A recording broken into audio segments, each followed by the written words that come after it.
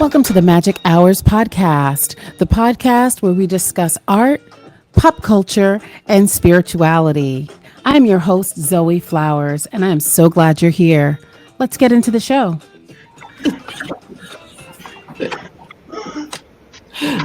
Welcome back. Zoe Flowers here, back with another episode of the Magic Hours. And today I get to talk with a longtime healing colleague, artist, healer, friend, Kadeem.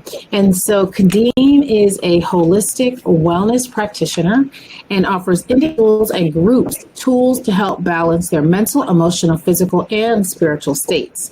He has been quoted in Forbes, Vogue, Stewart Living, Healthline, the Huffington Post, and Sunday Times. So Kadeem, welcome to the show. Thank you for having me, Zoe. So glad to be here. So I'm glad to have you here. So first thing, like I said, I want to switch things up a little bit. And so I want to hear about your book. I'm so curious about it and the topic, of course, but more so what made you want to be an author? Like, what was this? Because I know you as a dancer, a choreographer, a healer. Mm-hmm. Right. But author, I was like, oh, okay, Kadeem, I see you. So tell us about that journey, that road to being an author. Yeah. I think I've come to realize I've always enjoyed writing. I feel like that was always one of my strengths. I've always loved English class in school. That was always my strongest class, was English. I also know even in high school, I was writing essays a lot, but my teachers always used to tell me, Kadeem, your papers sound too colloquial. They need to sound more academic. So I was like, oh, okay. Right. Mm-hmm. So I was like, okay. Right, okay. Right, but I know for me, like, writing in a certain way, I think that was my, I feel like sometimes authors, they have like their own technique or like their own spice, that makes them like their own unique, right, author. They're not like everyone else. I think that's like my own unique take and spice. That's like maybe my forte is writing in this colloquial way, telling stories. But I will say, though, when I got to college, that worked very well. Talk about essays and writing, I did very, very well in college with that. Doesn't mean I think the professors appreciated that sort of style and technique. So, I feel for me, because I've always enjoyed writing, didn't think I would be writing a book at this time. Because people used to ask me, oh, when are you going to write your book? And I was like, you're funny. Give me in 20, 30, 40 years from now when I'm writing my autobiography when I'm, older. But I went through such a life momentous changing experience. And it happened in mid to late 2020. We need to give us the name. Give us the name of the book. The name of the book is a very long title, but it's a very cheeky name called The Spiritual Guru Walks into the House of a Cash Master, and the Rest is History. Right. Thank you. So, yes. So it is my experience living with someone that considers himself to be a cash master. But realizing that the book, yes, talks about the stories and things that I learned about living with this particular cash master. It also talks about things I learned about myself, ways that I was able to move through it, and tools and techniques I was able to use to help myself move through difficult situations. So the book in many ways is kind of, mixture of like an expose, diary entry, but also like a wellness guide to help people overcome things that they're going through in their life that might be traumatic or difficult. Okay. All right. Expose and wellness. Yes. All right. Okay. Yeah. So it's great. And, Go ahead. Yeah, so it came out March 2021. So I started the process. So I started writing when I was living with this particular individual. I think I started writing it. This was probably October 2020. I started writing it, and then it came out March 2021. Oh wow! Okay, all right. And so, is the medium that you're working with mainly narrative essay, or have you ventured into poetry or any other type of writing? I would say it's more narrative essay because there was even a moment in time where living in New York City, I used to go through the interesting experiences on the train or traveling. I used to sometimes write like my experiences living in New York City on my Facebook, and people used to look forward to my stories. I used to go on Facebook, so remember that, right? Yes, absolutely. So I feel like that's been my sort of style, like this narrative writing for me. Okay, so since we've gotten to that, and I'm sure we'll come back around at the end so we can find out how people can buy the book and all of that, and get in touch with you. We'll come back to that at the end, but I just wanted to hear more about it right out the gate. So tell us about who you are in the world. Yeah. Name, where you from, all that good stuff, and who are you in the world? Kadeem, born Kadeem Austin. Okay, because I didn't want to give your last name because I didn't know if you were still doing last name and stuff. I seen Kadeem One. So okay. Yes, that's good. Yes, Kadeem Austin Roman. Kadeem One is more when I do more wellness, spiritual stuff. That's the sort of platform or organization I sort of tend to use is the Kadeem One platform. But yeah, Kadeem Austin Roman, born and raised in Brooklyn, New York. Born to Leslie Austin and Maurice Roman, hence the Austin and Roman together. Was very fortunate. I was just actually talking to someone about this the other day. Very fortunate to go to like really good schools, like a private elementary school, specialized junior high school, specialized high school, then a private college. I mean, I think for someone that was born in Brooklyn and East New York, would be like, oh, really? You did all of that? I think some of the other people that I kind of grew up with didn't have those same experiences and opportunities. So grateful to have those opportunities. And tapped into my love during that time, tapped into my love with the arts, thanks to my mother. And have a very artistic base because she is a triple threat and toured the world dancing and acting and performing and stuff, different shows. And I used to go with her to rehearsals when I was younger, so that's how that kind of came about. So I was tapping into the artistic bug that way. And then, got into acting, got into choreography, pursued a dance and theater degree in college at Muhlenberg College in Allentown, Pennsylvania. Then after that, I said, okay, well, this is great. Let's just do that. Let's do acting, choreography, dancing. It's great. Let's do it. However, as I was doing this, I was also tapping into other wellness and spiritual modalities. And the way it started was because my mother, this is back when I was in college, separated from my dad officially. And she was going through a lot of turmoil, a lot of sort of, internal issues with that. She happened to have a energy healing session by a energy healer, Jeffrey Noble, back Hold on, Kadeem. Okay. Hang on. Okay.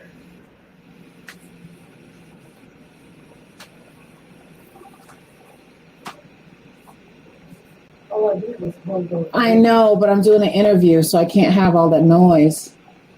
The microphone is picking all that up, closing doors and all that. Yes, quiet on the set. Oh, please. I'm going to set your mind on fire.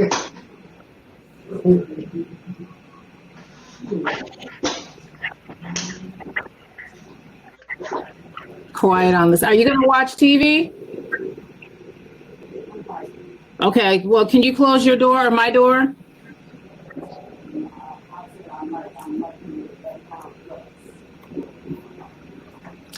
Go on, Kadeem. Oh, that's funny. So your parents separated. Parents separated. Mother found an energy healer to work with her from our church at the time, a very progressive church called St. Paul's Community Baptist Church in East New York and Brooklyn. And met with someone, got an energy healing session. After 45 minutes, she was like, what'd you do? I feel such a weight lifted off my shoulders. So the thing is that the guy didn't touch her at all. Just waved his hands in front of her, and my mom was like, what'd you do? You didn't touch me. Like, how do I feel better after 45 minutes? Oh. Right. So that led to her learning more about it, became curious about it, started to learn things herself about it from this other particular person. By the way, his name is Jeffrey Noble, of the Noble Touch. And from there, like, she started learning stuff. She started to kind of, I guess, use her tools and techniques that she recently learned. She needed some guinea pigs to work with. So I happened to be a guinea pig because actually it so happened that at that particular time, as she was learning energy healing from Jeffrey, just happened at the time I had an injury that I sustained in college and I couldn't dance for an entire semester. And I went to different doctors. They didn't know what was wrong with me. They tried to do different tests, couldn't figure it out, and I was still in pain. I was out of commission for an entire semester of dancing. My mom was like, well, let me try some of this energy healing stuff I've been doing. Let's see if it works. She just waved her hands in front of my leg where I had, the pain. 20 minutes, the pain was gone. I said, what did you do? I need to learn this now. Okay. So that was 2008. So I have... 2008, your mom started doing the Noble Touch. Well, the Noble Touch wasn't around quite yet. She just started working with Jeffrey Noble, learning it from him. The Noble Touch kind of started a few years later. Oh, okay. All right, got it. So you were one of the case studies, and it was successful. And then what happened? It was successful. So then I said, well, this is great. Maybe I'll start to do this myself. So I started it in college. I started doing it on myself whenever I had pain from my injury, working myself. There were even a few times in college. I remember one specific time in particular where a friend of mine had some throat pain, and I worked with him, and the throat pain after working with him for about 20 minutes, it was gone. So I was like, ooh, okay. So that's kind of how it started. But I would say delving deep into the practice seriously for me didn't really start until 2013 when I took my official course in person about it. And then that I was in love with that, started with energy healing and this energy healing system called pranic healing, started by Grandmaster Choa Kaksui. And then that catapulted me to learn other techniques to meditation, therapy, hypnotherapy, sound therapy. Yeah, so that's been the journey for me. Okay, we're not going to just skip all of that. We're going to take one of these at a time. So, So 2013 is when you got your certification. Correct. For the Noble, for energy healing, pranic, which you did on me. Yes. At Mount Yes. Correct. Yes. Okay. And then after that, you started delving into sound therapy. Is that singing bowls? Correct. Singing bowls. Yes. Okay. And what else did you say? And aromatherapy. Okay. Working with the oils. Okay. And hypnotherapy. Now, when did you start doing that? Hypnotherapy. The introduction kind of started around 2015. What? I want to be hypnotized. Why you ain't telling me you was doing hypnotherapy? I was doing hypnotherapy. And then I became certified in hypnotherapy. What? Certified in 2018. I must be hypnotized. I must be hypnotized. I went to this hypnotherapist when I lived in Atlanta, bless her heart, and she wound up telling me all her problems in the session. Yeah. Yes. She wound up telling me all the stuff that she was going through at her church. Hold on. Uh-huh. I can edit this sound out. The wind blew this over. Oh.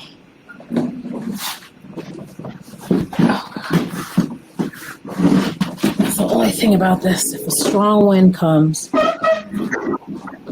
Gotta edit all that out. Okay. So, yes, I went to a hypnotherapist. I can't even remember what I wanted to be hypnotized for. I can't remember. But she wound up telling me all her problems. Literally, the things that were happening in her church, how people were mad at her. Yeah. So I need a proper hypnotism.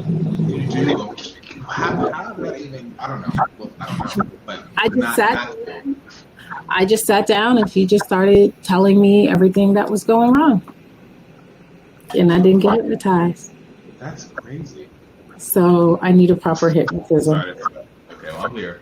Do you do past life regression? I I don't call it that, no. There are moments where a session might go into that, but I don't call it that because I'm not certified in it at all. Okay. There's Okay. moments where it might, so I'm not, yes. I'm going to say Okay. no, but it might come up. Okay. Based off the individual. Okay. All right, fine. Okay, got it. So I don't call Kadeem for past life regression, but you can call him for hypnotherapy and all these other things that we've already discussed.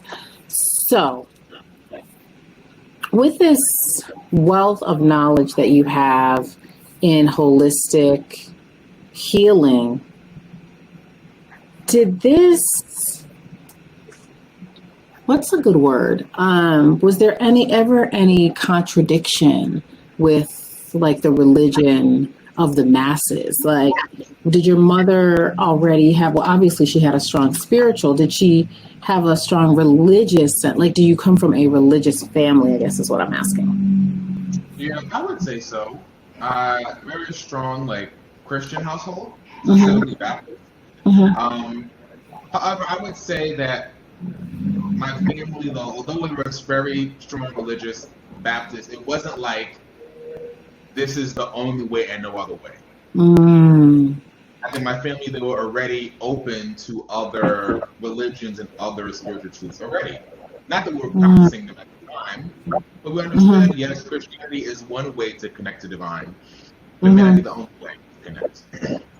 Okay. So I'm fortunate that I was, for the most part, in a very open family. I mean, even when my grandmother was having her issues with her sarcoidosis and COPD stuff, like, she went to church every Sunday, sometimes even during the week, a very Baptist traditional church, but she was very open, very, very open to all the tools that me and my mother gave her.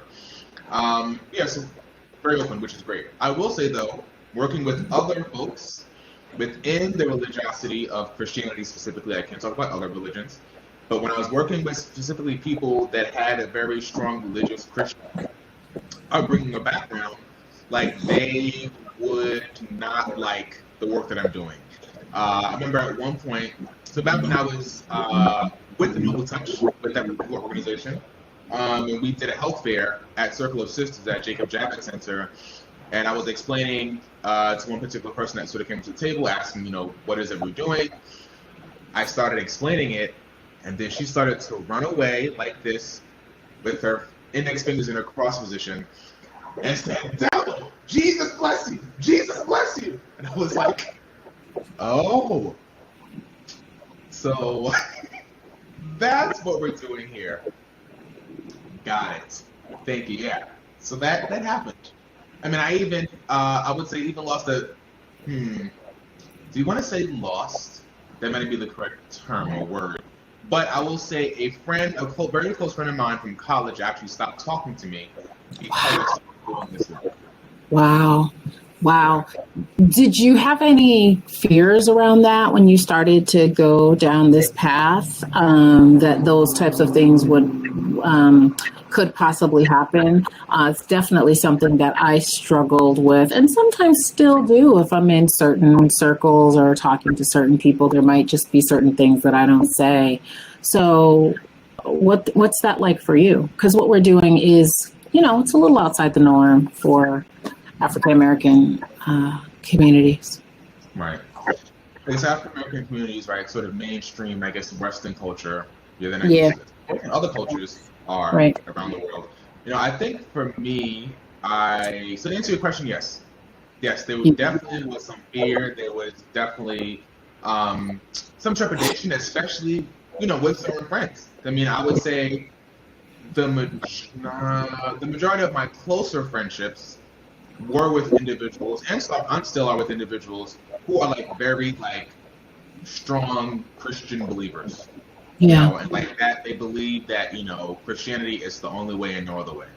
Sure. So I know for me that when it came to tapping into these truths and spirituality, I realized there was certain things I just don't tell them. Number one. Number two, if I do talk about it, I talk about it in a way that they understand as well. And I don't use chakras or auras or anything, but maybe I say your spirit. Or your God nature or the spirit within you, opposed to using other terms that I don't necessarily know. Absolutely. I do the same exact thing. And what about meditation? How might you describe meditation to somebody who, because even that term for some people is, and even yoga, there's a whole faction of people that believe that yoga is actually demonic. Yes, very true. Actually, one of the friends that stopped talking to me, she was very clear that was how she felt. A gateway. Right. I would say that for meditation, I use, the scriptures say to meditate on his word day and night. It literally says the word meditate. So we pray, which is great. Prayer is fantastic. Singing is fantastic. Praising is fantastic. Worship is fantastic. But all that is talking to God. Yes. You're talking at all. Meditation is a time for you to listen. So Yes. what moment are we taking the time to meditate on his word day and night? You're talking a lot, you're praying a lot when you actually listen. So that's what I think. Oh, that's very truly interesting. Yeah. Interesting. And so how do you stay in integrity with the way that you move through the world? Like how are you ensuring that your actions align with your belief system? I believe I do it. I mean, for me, if I am doing something, if I'm talking about something, if I'm teaching something, I'm doing it because I'm saying it because I'm doing it, because I'm very active in it, because I'm using the resources. If it's something that I don't believe in, I'm not teaching about it. I'm not talking about it. So for me, it started with me first doing it for myself internally and doing it, and then sharing it from there. Got it. And so let's talk a little bit more about, we've talked about what meditation is, but thinking about spirituality itself. What are your sort of thoughts on spirituality? Spirituality unites, whereas sometimes religion divides. For me, I realized that we are all spirit. We all have this sense of spiritual connectedness to one another, to ourselves, to our higher selves, to God. Whether you call God another name, whether it's universe, divine source, Shambhala, whatever you call God, there is that connection to something that's divine. So for me, that is the spiritual aspect, tapping into that which is not of the physical realm. How are we tapping into that other thing, that intuitional, that inner thing? I find that sometimes with religion, though, it's more about, my belief is the only way. Jesus is the way, the truth, and the life. You can only get to the Father if you come through me. People quote that stuff in the Bible, and I believe that when it comes to religious truths, that there's a inner teaching and an outer teaching. So the outer teaching, Jesus said, "To you I teach parables. To them I teach parables. But to the disciples, he gives them the kingdoms, the keys to the kingdom of heaven." Meaning that to other people on the outside, you can only handle but so much. So they can only handle parables. To the disciples, the people that are close to him, he can teach them the real, deeper spiritual truths. So I think in many ways, religions are focusing mainly on the outer truth or the outer teaching, and not tapping into the inner teaching to allow us to really tap into the oneness of spirit within everything. Amazing. And so thank you for that. So I'd love to talk more about your art now, and which is obviously an extension of the spirit, right? It's the spirit perfecting itself through your dance and the things. So you said you had the benefit of going to really good schools and all of those things. Just tell us a little bit about your art, your art journey, what that looks like where that actually started and where you are now. Yeah. So, I have to just give props to where props are due. Yeah. The mother. Yeah. If it wasn't for her, I would not have been exposed to the arts at all. Yeah. So seeing her practice at home, hearing her in her room, listening to music, trying to come up with choreography to teach people at church. Because a lot of her practices I used to go to, although there were like some things on the outside in regards to her maybe sometimes doing summer stock or whatever, but a lot of her stuff, by the time I was born, she was doing a lot more things within the church. Yeah. And our church, again, as I said before, St. Paul's in East New York, was very, progressive and did different things, had a dance ministry, had like a theater drama ministry. So there was always usually something happening at the church in regards to their artistic nature. So my mother was a part of the dance ministry, and at one point a leader of the dance ministry. So she was always, leading people, coming for dances, leading rehearsals. So that's kind of how I first got introduced to the arts in that way.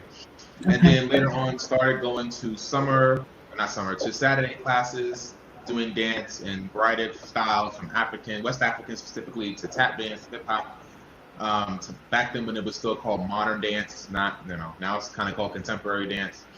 And then it also started acting as well. But, to be honest, like, I think a lot of people know me these days as maybe dance teacher, choreographer. My first love, though, was acting.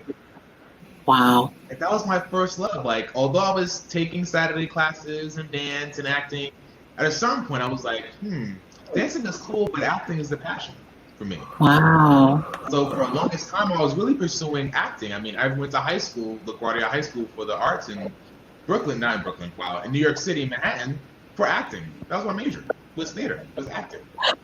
It was not dance. So, but it wasn't really till I got there to LaGuardia where I was like, I kind of fell back in love with dance because I actually discovered choreography. Because back then, I was, prior to that, I was just really dancing a lot. Again, dancing was cool. But for me, it was the creation of the dance that I fell in love with. So once I got bit by the choreography bug at LaGuardia, but then also when I did go to a dance studio called Charles Moore Dance Theater on Saturdays, thanks to my teacher, Harold Lonnie, from junior high school, that's when I was like, oh, this choreography thing is it. So then it became like choreography and acting. Went to college, pursued a double major in dance and theater. Granted, did not finish my theater major. I dropped it my sophomore year because I will say LaGuardia in many ways prepared you to get a job in theater and acting once you graduate. Like they taught you not everything, but a lot of what you needed to know technically. When I went to college, though, it wasn't a conservatory program, and I felt like I was starting from scratch.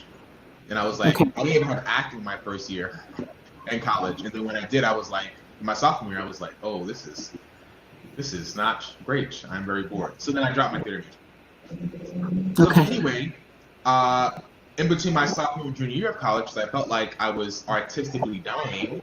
I decided to start my own dance company. And I did that seasonally from 2010 to 2012 after I graduated college. Then I ran the dance company full time with my partner at the time, Angie Phillips. We ran the company together called Full Force Dance Company. And that was dancing, that was choreography. We got a chance to perform off Broadway and do different things and choreograph off Broadway, which is great. And then later on, myself individually, I got a chance to do some work at Madison Square Garden and the Prudential Center and perform in Korea. So, it's all great. It's fantastic. So I feel like that's kind of where my sort of artistic kind of career took me from that. So, learning from my mother, realizing I enjoyed acting, doing acting, choreography together, and then kind of just went into choreography mainly for the remainder of my artistic career, full-time choreographing and dance teaching. Thank you. And so I had, a couple of other artists on before yourself. And I'd love for you to talk about your thoughts or your experiences on the New York art scene, being a creative, what that's like for you, how that's been for you.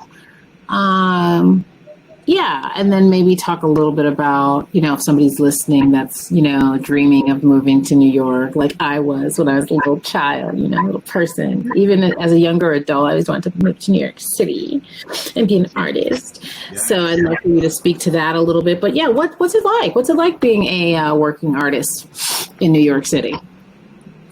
In many ways great, but also in many ways stressful. Great because the arts here scene is booming. I Yeah. mean, lots of opportunities here to do different things. Initially, it was just really stage stuff Yeah. and Broadway and theater. But these days, you can do both. You can do theater and TV film here because that has expanded tremendously the TV and film work here Right. too. Right. So I think it's fantastic. It's very rich. Lots of opportunities here for sure. Also say it can be stressful at the same time because it is in many ways a constant grind to like get in and to audition and to meet the right people and to hold down what you want to do. That passion mixed with also realizing, I also need to have rent to pay. I need to get food. I need to do laundry. So there's other things you have to do, right? You got to pay these bills. So it's how you balance this passion for what it is that you want to do, but also like living a life that's allowing you to sustain your day-to-day needs as well. Yeah. So there's definitely a balance. I feel like I always tell people that feel like they have a dream, they want to move to New York City, they want to try acting, they want to try artistic things. Do it, honey. Do it. Go for it, full force. The thing is that you just never know where that will like lead you. You never know where you'll end up with that. Even if you don't necessarily end up doing what it is that you want to do, I think sometimes the journey along the way makes you a better person and allows you to discover some other passions that you didn't know that you had. So I just do it. Yeah. Mm-hmm.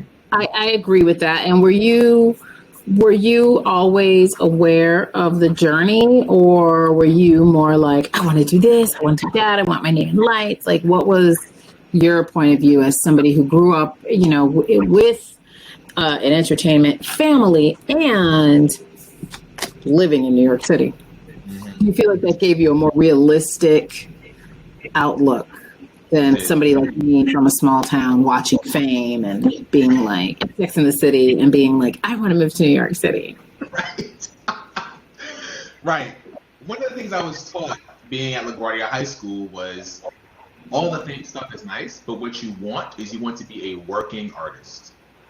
Like you want to be doing what you love and to be working at it in a capacity where you can support yourself.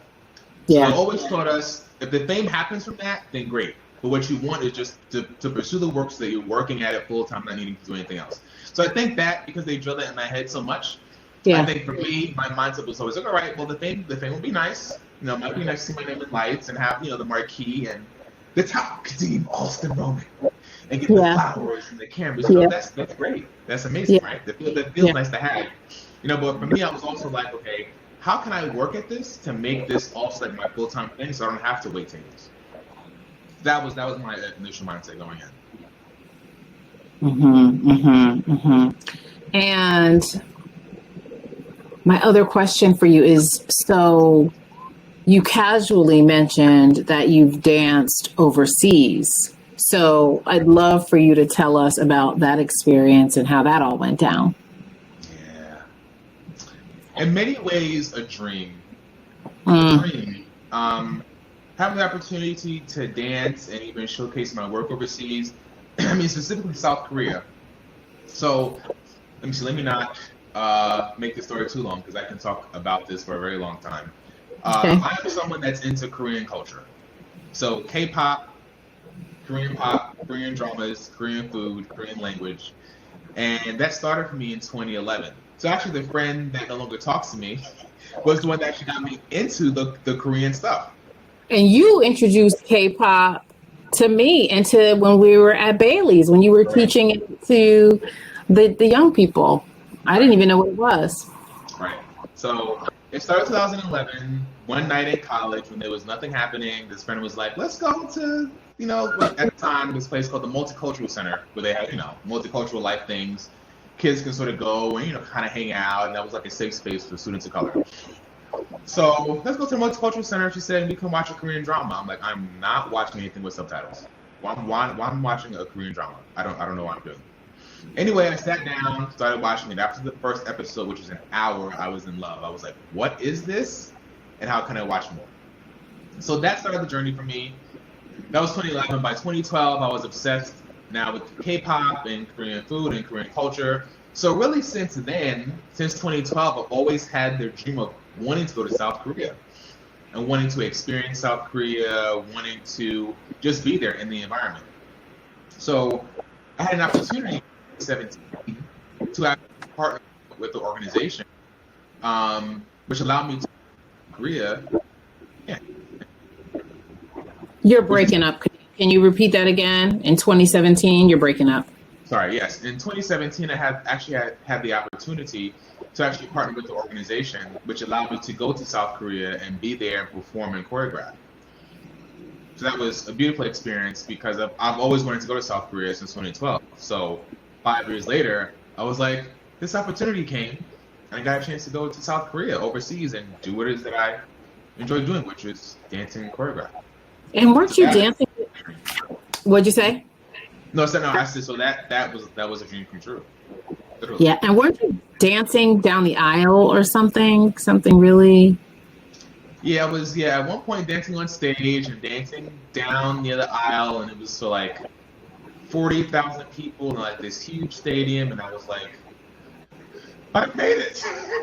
Wow, 40,000 people. It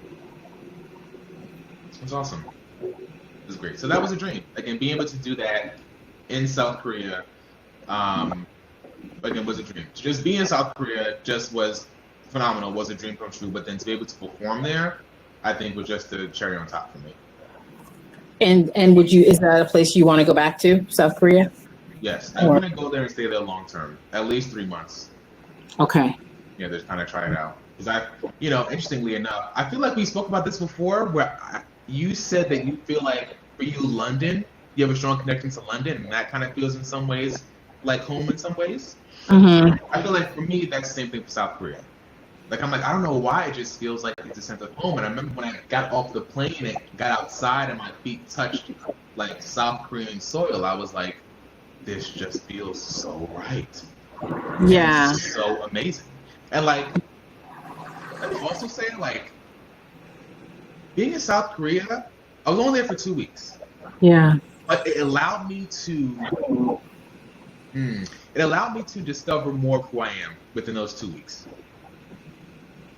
Amazingly, like mind-blowingly so, because I did not have the same issues of dealing with racism when I was there. So I didn't have to worry about people looking over their shoulder when I would come near them. I have to worry about people clutching their, purse when I got into the elevator. Mm-hmm. I have to worry about the police, if they came down the block, if I was gonna, if they were gonna stop me and something was gonna happen. Mm-hmm. So for 2 weeks, I felt a sense of freedom that I've never felt before in my life. Ever. Back in experience, for sure. So you want to go back and experience that? Yeah, right. Yeah. Right. And so I think after that conversation, because I think when we were talking about London and you were talking about South Korea, I don't know if we had been to those places yet. We haven't, no. We did. And now we've both been. So when I went, I was like, oh, well, this is why London feels like home, because it's New York City. Interesting. It's literally New York. It's like literally London.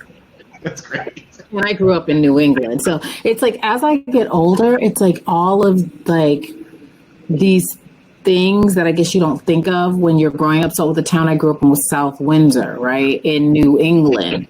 So I'm starting to put together, like, Manchester was the town that's right next to South Windsor where I grew up. And I'm like, oh, ding, ding, ding, ding, ding, Manchester, England. Oh, I get it. So when I went to London, I was like, well, these houses look like Brooklyn. And these houses look like DC. Right. It looked like DC, these row houses. So I was like, oh, okay, I get it. But obviously, then there are some that's like, obviously, it's very much Europe. But yeah, I just was like, oh, of course, they're the colonizer. Like, okay. So, but that's why I need to get my hypnosis from you and the past life regression so I could see if because I'll tell you this, because this is a spirituality podcast. So, you know where the Safeway is in Brooklyn, in Red Hook? Yes. Okay. So that used to be my spot. And then they started doing all this stuff. So you can't really hang out there. Well, you can't. Anyway, whatever. Anyway, I used to hang out there. And there used to be these benches, and you could sit and you could look at the Statue of Liberty. So I'm sitting there and I'm looking at the Statue of Liberty, and all of a sudden I start to feel transfixed, like I'm going into a trance. And I start to become like overcome and feel myself like on a boat. And like, was I coming to Ellis Island? I don't know. And then I saw myself like walking down the cobblestones, because like in the village and stuff like that where there's still the cobblestone and stuff. Right. I saw myself like walking on the cobblestone. Wow. So I must have had a past life in New York, because it's always been New York and London. Those are the only two places that I ever wanted to live. So interesting. I know. Like literally, it was like the scene changed right before my eyes, and all of a sudden it was like old timey. And I was like on the boat, and I could see the Statue of Liberty. Wow. Yeah, for sure. There's something there, past life, something there. Yeah. Right? Hypnotize you, figure out what it is. That's right. You got to hit something to find out. That's right. And it's all very interesting. I'm pulling out my past life deck. Okay. Yes. Okay. No, it's all very interesting. And even now, I'm driving a Mini Cooper. Mm-hmm. Wait. Since when? 2020. Okay. I was like, shit's crazy. Like, I don't know what's happening in this world. I just need to buy my car. Yes. Congratulations. The exhaust system fell out of my truck. Oh, wow. And I was like, I got it fixed. And then it still wasn't. Hey, podcast listeners, as we just delve into this conversation about automobiles, stick around. Yes. Oh, gosh. Like, what is going on? Are they talking about cars now? Yes, this is the Magic Hours podcast. This is what we do. We talk about what we want to talk about. So I bring it up because obviously Mini Cooper was from London. That car. So I bought it. Here I am buying the colonizers' automobiles. And I was going to Salem because, I spend my birthdays in Salem, Massachusetts. Get away! Yes. So viewers, I made the sign of the cross. So that's what I do on my birthdays now. So I'm driving through Salem, Massachusetts in this English car.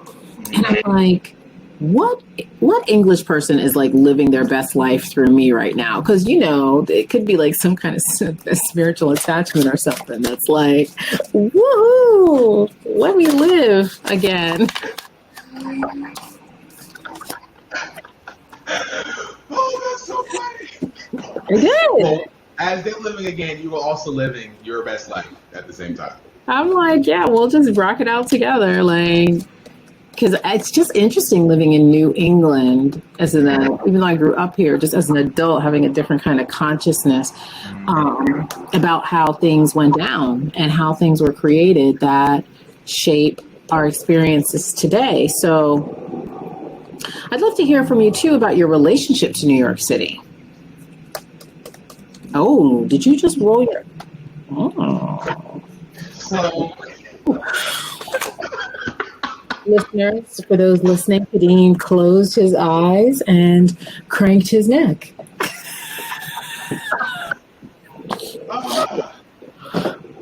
Thank you for mentioning this because, we're talking about New England. I was about to kind of whisper.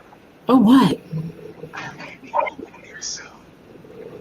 That's what I was going to whisper. I might be moving there soon. Okay. Massachusetts, perhaps. Oh, cute. Okay, cute. Oh, let me tell you, do you eat seafood? No seafood. Oh my God. They have the best seafood in Massachusetts. I'm not kidding. Oh, good to know. The seafood is lit. I mean, it's good in Connecticut, but like the further you get up, Oh my God, the seafood in Massachusetts is lit. So, Yeah. good to know. Yeah, I mean, I was in Maine many years back on a family trip, and the seafood Okay. there was lobster. The lobster fest was amazing. Of course. Oh, the Lobster Fest in Maine.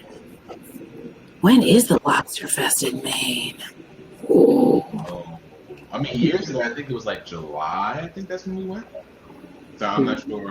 Wow. Yeah. That sounds amazing. It is August 3rd. That's right, listeners. Now we're talking about seafood.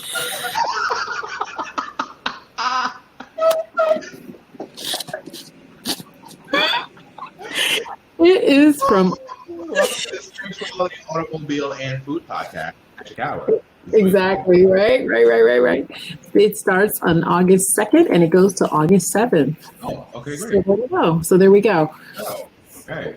So you were in Maine and you found yourself having a good time as a youth. So it's such good food, good lobster for the Lobster Fest. Yeah, so it's great. But yeah, my relationship with New York City, I would say for the past 3, almost-ish 4 years has been a bit complicated. But more like 3. Because I feel like for me, love New York City. Yeah.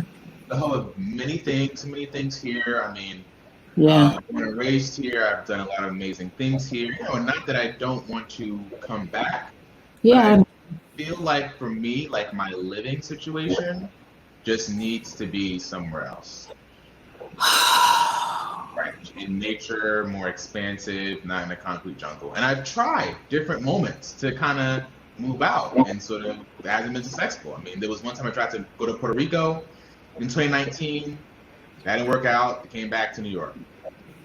Tried to go to California. I was there for 4 months. That didn't come back. That didn't work out. Now I'm back. So I think for me now at this moment, in juncture for me, I sense and feel, and again, this is the Spirituality Podcast, so That's right. Spirituality Podcast. That's right. That's all right. We go there. I sense and feel that New York City, specifically, so if we look at, again, spirituality, we're going deep. I'm just tell like it is. So I had a very clairvoyant moment. I had a very clairvoyant moment in November of 2021 where I was like, okay, so May, New York City, is going to be a lot of like negative karmic downloads to the city in May. So we're in May, but it's going to create heaviness in the city. June, it's going to look darker. And it's going to progressively get darker and be extremely dark for at least the next 2.5 to 3 years. That's what I saw, clairvoyant. It eventually does get brighter once the darkness passes. It gets much brighter. It's so luminous, about 4 or 5 years down the road. But I feel like for me, like especially this month, I've been feeling extremely heavy, like more heavy than normal. And I realize it's not my heaviness, but it's the heaviness of what's happening in the city. Yeah. And I happened to actually be out the city. A few days ago, I went out to the city. I went to Atlantic City, just, be by the ocean, the water. Yeah. I felt much better. I didn't feel heavy. I actually felt, when I got like 2 hours past the city, I felt my crown energy center, my crown chakra was like expand. I was like, oh, okay. Yeah. So that means, New York City things are just heavier, than whatever things are happening in the moment. So, so that to say, I think for the past 3 years, I think I've sent some stuff and I've been trying to get away, but I've been pulled back more. I guess things up. I can't hear you. Hang on. Okay, yeah, go ahead. You stopped. Whatever is happening, like I'm tying up some of the things that need to tie up so that I can now make an official clean cut and move. Yeah. That's right. Yeah, and part of that too. I mean, I'll say this for you and for anybody else who's listening who may not know, because I'm sure when we want to make those big changes, it's so important to thank the place that we want to leave for the lessons and the blessings that it taught us, and really say, that's what I've always done when I was ready to leave a city, is to like thank my apartment and thank the streets and thank the place as a whole, and really say, okay, like really to make peace with like leaving. Right. Good. So I'll tell you this. So for me in 2020, when things first started to happen at like around February, some other spiritual friend and I, we were like, oh, we don't think it's going to be that bad. You know, we just didn't know. It was like the second week of February, even though I had been like down the YouTube hole with it since January. But anyway, we didn't think it was going to be that bad. And then all of a sudden I saw clairvoyantly the virus going through the city and going through the brick. And I was actually on my way to an acting class it was a playwriting class, I think, with a friend. And we were planning to go grocery shopping, and we were like, oh, we'll go in a couple of weeks to stock up. And literally I saw that, I had that vision. And at the same time, because I had my truck at the time, the same time, we both looked at each other and we were like, you know what, we better go this weekend. And we wound up going that weekend and just like stocking up on like everything. And so I moved to my mom's house like the third week of February. And I had like all the stuff from my apartment. I had like big tubs of food and everything. She looked at me like I was crazy. I was like, okay, well, they looked at Noah too, so. You're right. I know I'm right. And we didn't need masks or toilet paper or anything until August. Wow. Because I had a survival kit in my house. I don't know if you remember. There was like a big box at the bottom of the stairs in my apartment. I had bought it like 2 years prior. And so when everything started to go down, I just took that survival kit too, and I brought it here to my mom's. And I went to open that thing up. Child, it was K95 masks in there. Yes. And I had ordered it in like 2017. And it had just been sitting at the bottom of my stairs all that time. Oh, you were ready. I hadn't even opened it. I hadn't even opened it. And I opened it and I was like, oh my God, not K95 masks. What? So we didn't have to use those flimsy blue masks until August of 2020. And I was offended that I had to use those, by the way, because I had been K95 down. Of course. I had the goggles. I had goggles in there. So I went to the grocery store one day. So embarrassing. I had the goggles on. I had the mask. It was outrageous. I had the thing. I wasn't playing. Listen, I went too far. You were covered and protected. Wanted to make sure. 100%. 100%. So I totally understand what you're saying. And I, too, have been on this journey since then, of looking for places outside the city as well. And so I'm also wondering, so has this yearning for me, because I've been wanting like grass and things like that as well. Never thought I would want that ever. All I ever wanted to, I grew up in the grass and stuff. All I ever wanted was to be in New York. And now I'm there like 11 years. And I'm like, I think I'm ready to go back to nature. Do you feel like your spiritual growth coincided with that nature? Yeah,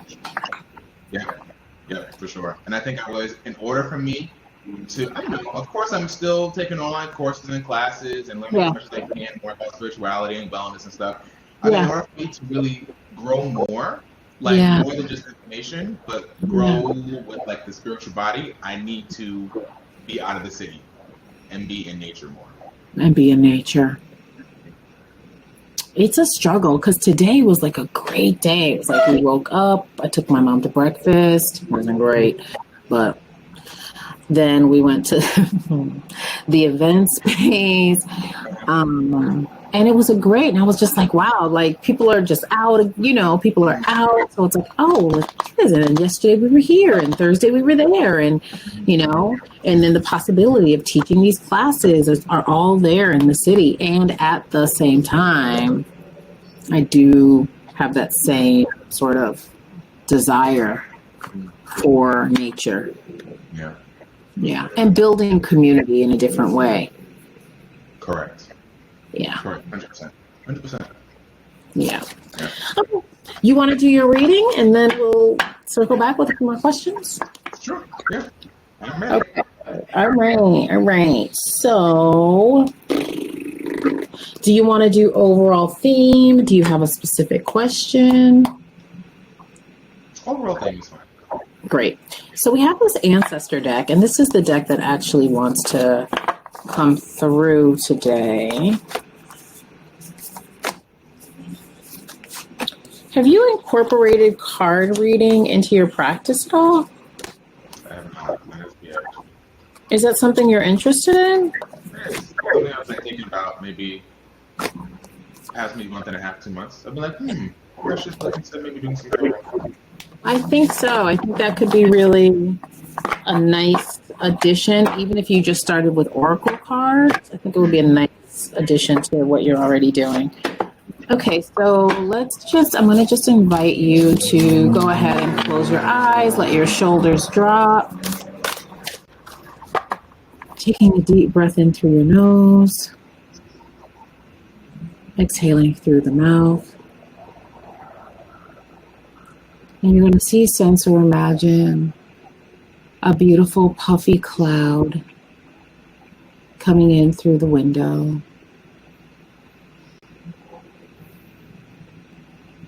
And as you allow things to slow down and follow that cloud,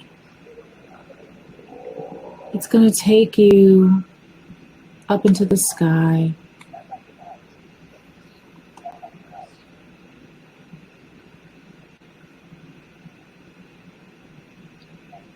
Floating, feeling the breeze as you ascend higher and higher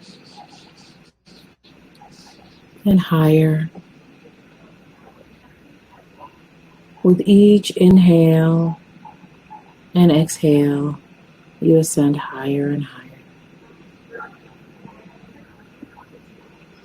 until you come to a wooden bridge.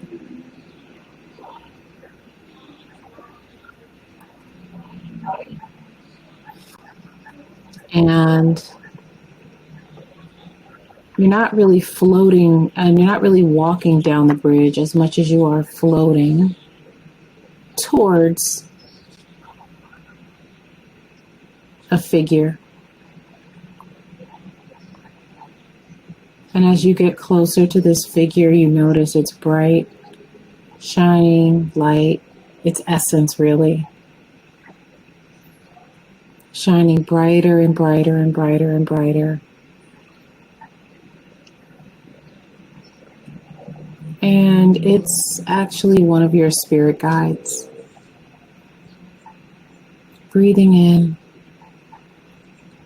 exhaling out.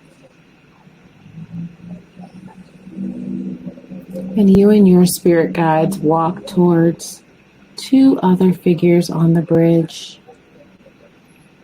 And it is my higher self and my spirit guide.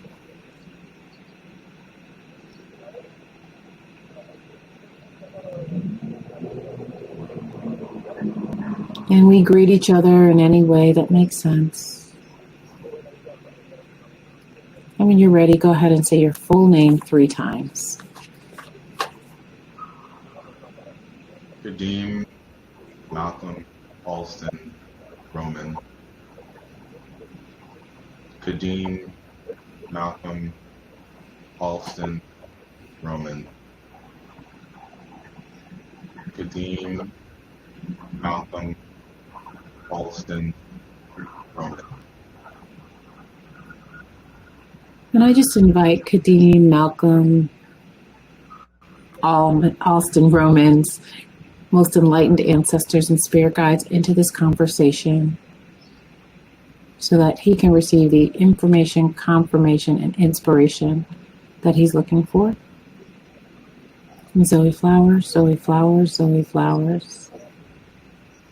And I just invite my most enlightened ancestors and spirit guides into this conversation, allowing me to be a clear channel, providing the information, inspiration, and confirmation Kadeem is looking for. Okay, so when you're ready, you can open your eyes, and part of us will remain in the ether, getting the information, and we will return there at the end of this reading. But for right now, just go ahead and open your eyes, and we will go ahead and get the overall theme. So, ancestors, thank you. Wow, so interesting that we started off talking about writing.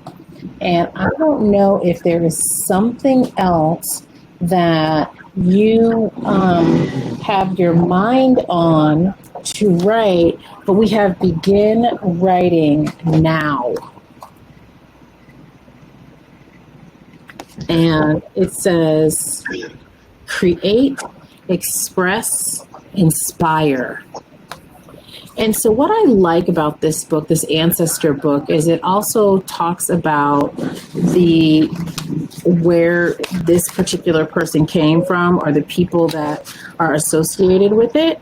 So here we go. So these might be one of your iterations or one of your lifetimes. Inscriptions in Elder Futhart are the only surviving remnants of the language spoken by Germanic tribes early in the Common Era. This runic alphabet was used on stones, weapons, jewelry, and other items, with the earliest of these inscriptions dating as far back as the 2nd century. The peoples of Scandinavia had a strong... This man is out here. Hold on. Can you hear that motorcycle? Yes, I do. I'm trying to give a reading, and this man is... Okay, Fonzie. All right, let's go. My goodness. Okay. The peoples of Scandinavia had a strong oral tradition in which long passages of history and other important information was passed down using stories and poetry. By the Middle Ages, Scandinavia had developed new boundaries, and the language had evolved into distinct dialects such as Danish and Swedish. The written language was influenced by the Roman alphabet. Wow. Roman. Wow.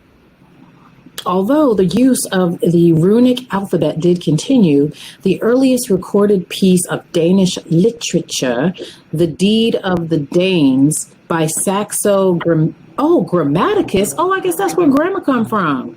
Grammaticus. Yeah, right. Go Learning was published in approximately 1200 CE. In the tradition of the region's storytelling and poetry, it told the story of the first Danish king from prehistory to the time it was written in the early 1700s. Ludwig Holberg penned plays, comedies, and works about history and philosophy. Okay, great.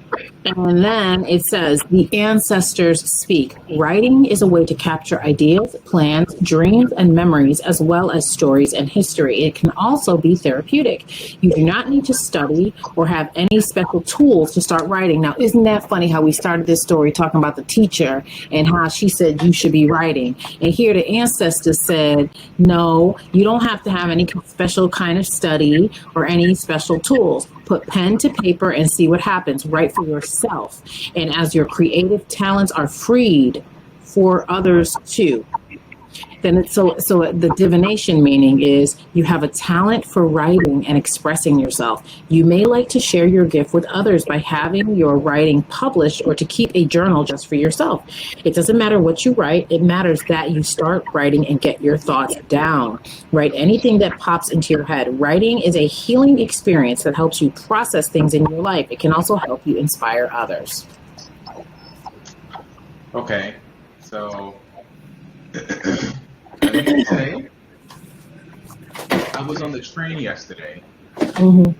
and there was another experience that happened on the train that I was like, oh, this reminds me of my Facebook series that I used to write, right? So I wrote down the experience on the train as it was happening, and then I was like, I wanted to make this like series of stories into a book, but I said, no, I think I need to make it into a blog post and just like post them on the blog like immediately and like not make it into a book. Okay. So I wrote stuff down and I said, okay, I need to look up a blog website to just start posting these stories. Okay. And continue to have, these sort of writing things, about my experiences down. So I have a log of all the stories that I wrote over the past few years, things that I've seen and experienced in New York City. I wrote it down, I have it down in the Microsoft Word document. And then I said, okay, so now I need to just find a blog site to just put them on. So that's what happened yesterday. So confirmation that I need to find the blog. Absolutely. 100%. And so we have the daylily here for ephemeral, right? And so that could be the experience that we're talking about. And then we have the owl for knowledge. And I'll go back and I'll read and see what the book says about the daylily and ephemeral. So this is my what deck is this? This is my shoot. That's the flower when I was going up in the cloud. That's the flower that took me up in the cloud. This daylily? Yeah, it was just my. Wow. Amazing. So this, it's not this one. It's another one. What is this one? It's the first. Oh, yeah, that's right. That's right. It is the Hedgewick. Hello, listeners. This is me digging through my collection of books.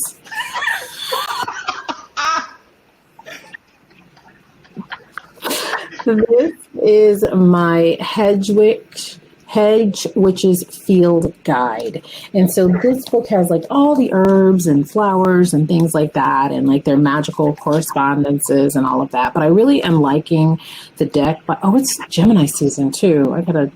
Okay. Here we go, Daylily. So I really like this artist. So all the cards I pulled for you, except for the Ancestors Guide, is from this artist, Ciolo Thompson. So we have the daylily. So it says, in folklore, pregnant women wear daylilies around their waist to encourage the birth of a male child. So what is it about? What's this? What is it? Oh, that's interesting. Okay, let's see. The oracle word for this plant is ephemeral, inspired by the fact that each daylily blossom only lives for a single day, reminding us of the temporary nature of everything in life. It can be very helpful in times of difficulty to remember that everything is fleeting. Some daylilies blossom at night, a metaphor for beauty born in moments of darkness. So that's super interesting, as we have this owl here that actually is a nocturnal animal, and we have the daylily that sometimes blooms at night. And this is to remind us that, life is fleeting. So it's like, begin everything that you want to do, go ahead and do it now, right? Don't wait on that, because there are people that want to hear from you. So I always, so a friend of mine said this to me, so I'm going to say this over the air too, a reading she got about the owl. So we know that the owl is about wisdom. It's about knowledge. It's about truth.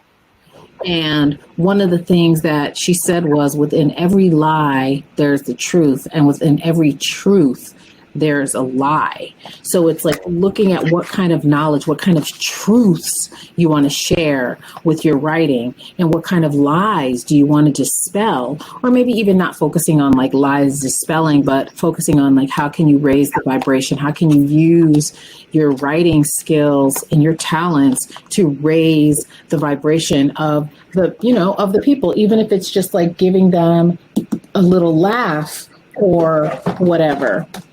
So we've pulled from her animal oracle, we've pulled from her plant and herb oracle. Now we're going to go to the tarot deck and see what the Road deck has to say. So, Spirit, what do you have for Kadeem, please? Not as a clarification for these other cards, but just in general. What is the overall theme? Thank you. So we have the Six of Pentacles in reverse. So that's super interesting. So the Six of Pentacles, it can be a card of like giving and receiving, but it can also be, and here we are in the retrograde. The Six of Pentacles is a card of nostalgia, right? It's like bringing back old memories and things like that, which is perfect for Mercury retrograde, because this is a time to revisit our relationship to commerce, to community, to communication, all of the things that the planet Mercury rules. And so this being in reverse, so it's like you're going into a very adult time. Also, breaking up issues of the past is what I'm hearing with this Six of Pentacles reverse, like not looking to others to give you like breaks and things like that, but really coming into your own, stepping into your own and forging a new path. Interesting. A new path that's built also on your knowledge and your understanding. So yes, writing the stories is important, but it could also be you writing down your experiences, your spiritual walk and things like that into another book as well. So we're going to pull from the past life oracle, and we're going to just see how your past life is influencing this life. So Spirit, how is Kadeem's past? Interesting. So remember we talked about that fear, persecution, and inquisition. So we talked about the fear of being in the world, wow, and like fully stepping into, sharing the secret knowledge. Because again, remember the owl is also about secrecy, sacred knowledge and wisdom and secret societies and darkness and all of those things. The owl is very much a representation of that. And so it's like, in the ways that that you're afraid to put yourself out there, this is a remnant from a past life.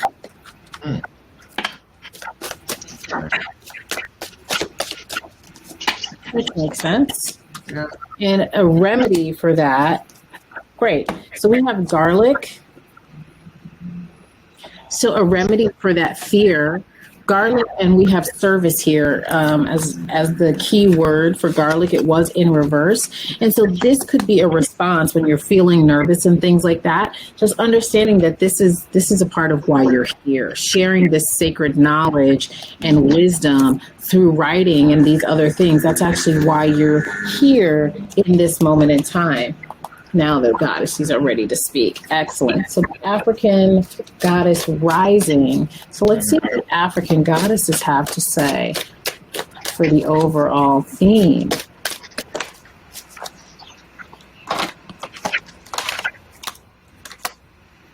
Okay, so we have surrender here. We have Iset, and I'll read the book from that. I'll read the, Sure. She is all about surrender. And then we have Mom Lambo, and this is about self-sabotage and taking care to not sabotage your own self with these fears. So you want to go ahead and surrender these fears and focus on the service, not just service to other people, but also service to yourself as well. Because this is how our fears are and our self-sabotage is how the persecution and the inquisitions survive the present day. If the light carriers and the light workers and the light barriers and the spiritualists are afraid to shine their light in the world, that is how the heaviness and the negativity gets to live on. And so we have 44. So they're just saying surrender, goddess of spiritual surrender. She is associated with Nubia, Egypt. So the temple is the high priestess. So this particular deck is broken up into certain temples. So obviously the temple of high priestesses, I think this is, let's see. These wise women goddesses are keepers of the mysteries of the universe. Their energies at the crown of your head vibrate high with the color violet. So these goddesses are also associated with the chakra system. So maybe doing some work with your crown chakra to help you surrender to the divine knowledge. It's interesting. We have the ibis here, another magical, mystical bird. But let's see what Iset says here. So the element is bush, which is earth. So it says Goddess Iset is revered as a magical healer and sorceress. She of 10,000 names. You may know her as Isis, her Greek name, or Aset, or Wuset. Iset was worshipped in ancient Nubia, the Sudan region, Egypt, and beyond. So her guidance says, let it all go. Say aloud, now I surrender. These words cast a spell. Breathe them in. And in embodiment, it says, release control. Stop bonding around struggle. Hand the keys to the divine. Allow spirit to carry you and fill in the gaps. You don't have to figure it out. God/goddess has your back. Have faith in where you are at this moment. And the declaration is everything I need to know finds me at the perfect time. So what I would say, I don't know how long it's been since you've done a vision board, but for wherever you want to live, go ahead and start collecting photos and things of that now, like trees and bunnies and deer and like all of those things, and put that somewhere where you're going to see it all the time and start to see, sense, or imagine yourself in that place. Then, you know, this the crown chakra, because I mentioned that when I got 2 hours out of New York City, and I was going to Atlantic City, that's when my crown chakra opened, and that let me know it's time. So just surrender to it. Just surrender to it. It's already done. It's already done. You've got the Eye of Horus there at the top. Yeah, just surrender. Just surrender. And not even thinking about, oh, I want to leave because the city is heavy or whatever, but think about, oh, I want to leave because my crown chakra and the freedom, like get into the feeling of freedom and movement and being by the water and all of that good stuff. Okay. So then we have for Mom Lambo, shadow of self-sabotage, and she is from the Temple of Shadows. And so that is, and that's the illumination card and the illumination temple. And it says the shadows represent the greatest fears and the dark feminine with ominous creatures and monster goddesses of the African diaspora. The secret of the shadow self is that so-called monsters often have our greatest gift. Their energy vibrates incandescent white. And so these two here are, so this one is incandescent. So this is the chakra above the crown. And it says, you're holding yourself apart from your blessings. What ancient pain are you trying to stuff down? So isn't that interesting? Because we got ancient pain. And we have inquisition. And then it says, seductive patterns of behavior block your path and your power. Distractions, cravings will not bring you your best. So it just says move forward and ask yourself, what inspired action can you take today? We love it. That's great. It is. This one? This one. Okay, one more animal, and then that will be that. Whoa, oh my God. Did you? Oh, wow. Love it. And we were talking about the deer, and the stag just flies out of the deck. And that's the stag too, right? They jump and, kind of fly sometimes. Yeah. And it says, so we start with begin writing now, and we end with leadership. We end with leadership. So surrendering to your own leadership abilities. Wow, that's really, really beautiful. Wow. That's beautiful. That's great. That's awesome. Other questions for me? No, I don't think so. No questions. I mean, I think this was a great meeting. So It's good. things that, I mean, some things that I had in mind already. I'm like, okay, confirmation for just a lot of things. Yep. And other things I need to, also start putting into practice as well. So this is very helpful. Yeah. Or just surrender, not thinking like you even have a bunch of stuff to do, but just focusing on surrendering. Right. Bottom of the deck, what you don't see coming, alchemy, which is Wow, beautiful. Queen Nefertiti. What you don't see coming, alchemy. So magic is all around you. Love it. Love that. We love that. Thank you.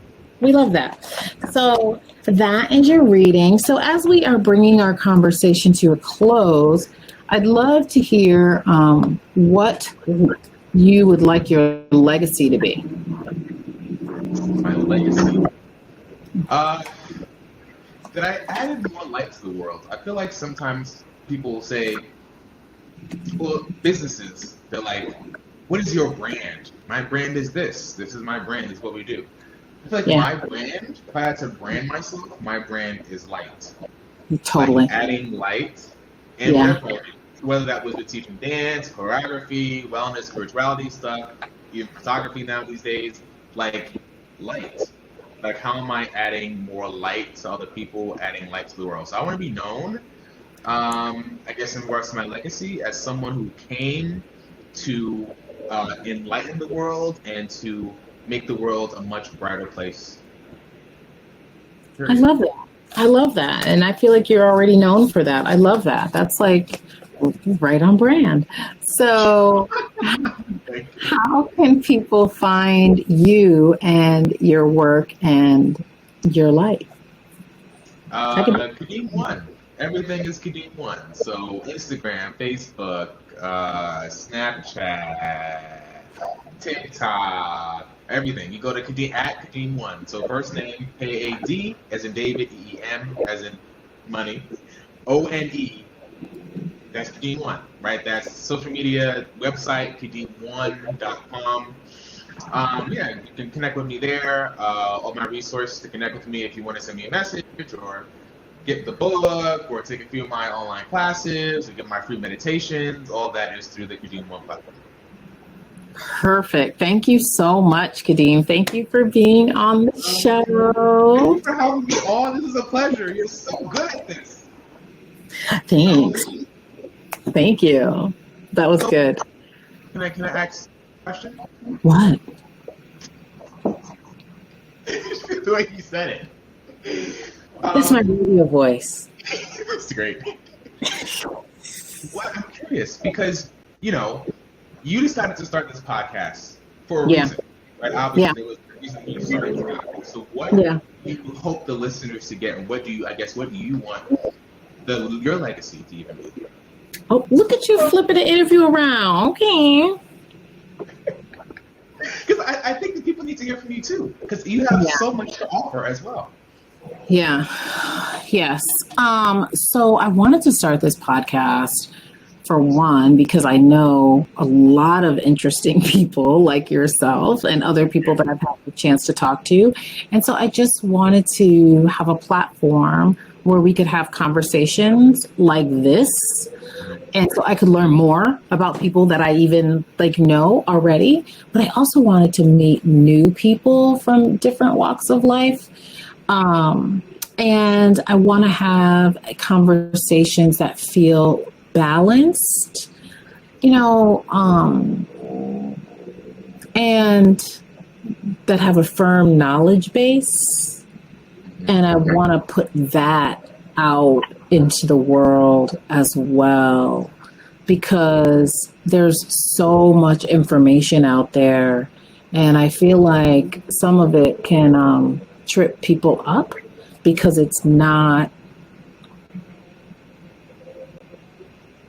always grounded, is the best way for me to say that. And that's me as a consumer and a person who consumes healing and wellness content and readings and who is completely down the rabbit hole, I see a lot of things and I'm like, oh, I don't know about that. So I wanted to have a platform for that kind of conversation. I definitely want my listeners to be inspired. You know, my company tagline is educate, inspire, entertain. And so that's what I always want to do. That's what Soul Requirements is all about. We want to have fun, you know, we want to kick it, but we also want to educate people and we want to inspire people to delve into their higher selves and to live from that place and not be afraid. That's awesome. So we can raise the vibration. I love it. Yeah. That's great. Yeah. Thank you for asking. So let's go ahead and go back to the bridge. So you can go ahead and close your eyes again. Taking a deep breath in through the nose.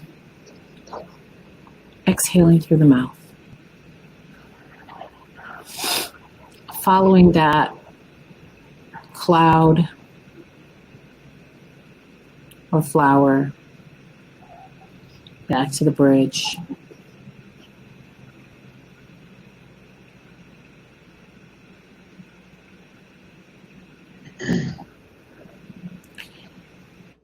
Saying goodbye to our most enlightened ancestors or spirit guides in any way that makes sense. And of course, we're not really saying goodbye. We're just saying thank you and allowing them to, or inviting them to go back to doing whatever they were doing before we, you know, called them into this space with us.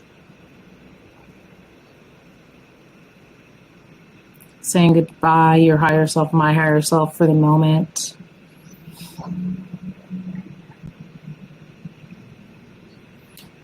And you turn and walk in an opposite direction, and I turn and walk in an opposite direction. Closing this particular container for this moment in time. And I'm going to count back from 3. And when I get to 1, you can go ahead and open your eyes. So 3, see, sense, or imagine a big, beautiful yellow sun over your head, calling back all of your energy from any conversation you had today, including this one, calling all your energy back from your computer, from people you might have passed on the street, calling all your energy back into that sun and pulling that sun down through your crown chakra, filling your aura up with your own energy. 2, see, sense, or imagine another big yellow sun over your head, calling all your energy back from the past 2 weeks, the past 3 weeks, the past month, the past 6 months, calling all of your energy back from any conversations, any people, places, things, calling all your energy back from places where you may have left it, conversations, calling all your energy back, filling up that sun. Commanding that sun to come down through the crown chakra, filling yourself up with your own energy. And 1, see, sense, or imagine another beautiful big yellow sun. Calling all of your energy back from past lives, keeping the lessons, but leaving anything else that no longer serves you in this lifetime, in the lifetimes prior. Calling all your energy back, all the sacred knowledge and wisdom. Pulling that energy down through the crown chakra, filling yourself up with your own energy. And when you're ready, open your eyes.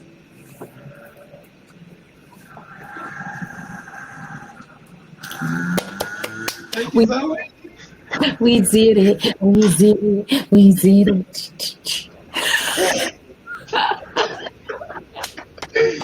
Thank you so much. So fun. Thank you again, Kadeem. So folks, you have Kadeem's information. Go out, buy his books, sign up for his classes. You will not be disappointed. And I am Zoe Flowers, and I will talk with y'all soon. Bye.